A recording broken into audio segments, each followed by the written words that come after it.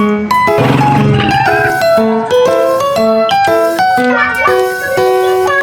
ring ring!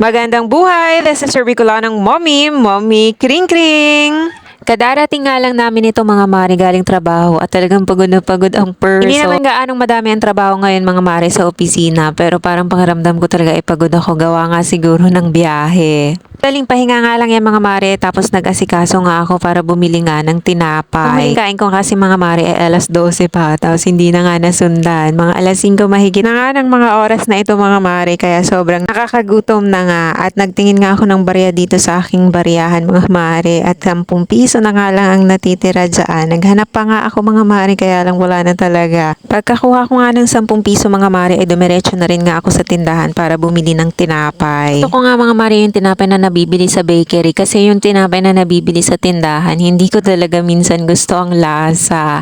At eto na nga mga mare, hindi ako nakapagpili ng tinapay dyan kaya etong sortidos na nga lang ang kinuha ko. Meron pa ba sa inyo yun itong mga mare? Naalala ko nga nung kabataan ko, ginagawa nga namin itong lipstick mga mare at itong ang pula niyaan, talagang mapula yan sa labi. At pagkatapos ko nga mga mare bumili ng sortidos ay umuwi na rin nga ako. Tapos eto nga napansin ko yung paka-video ko, may maganda siguro magpa-rhino plastic mga mare para tumangos-tangos nga naman ang ating ilong.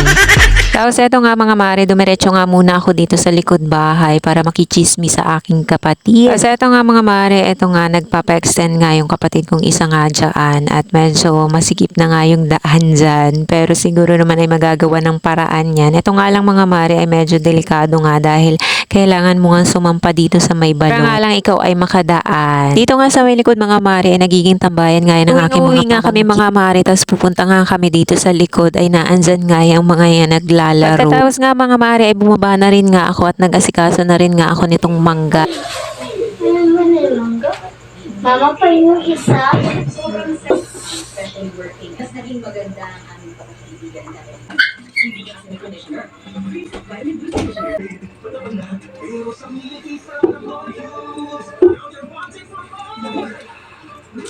Katamis? Mama. Mama. Yeah.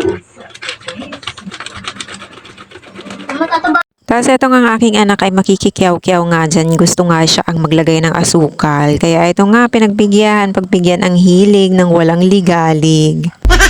Tapos nga mga mare, nilagyan ko na rin nga yan ng tubig at minekos-mekos ko nga lang. Tapos dyan, meron na nga kaming juice. At pagkatapos ko nga mekos-mekos yung mga mare, eto nga at binuksan ko muna itong rep para tingnan nga kung meron pa nga kaming natirang lumpia. At eto nga mga mare, surprise, may isa pa nga, abay nagkahiyaan pa nga, hindi na nga prinito. Tapos syempre wala naman ibang nakalagay dyan mga mare kaya ibinalik ko na rin nga. At eto nga mga mare ang ulam namin. Siya hanggang dito na nga lang ang ating chika mga mare. Maraming salamat sa pagsama hanggang dulo. Nakatapos na naman tayo ng isang mini vlog na walang kwenta. Charot. Siya sina nga mga mare kung hindi pa nga kayo nakapalo kay Bicolanong Mommy. Baka naman. Siya bye.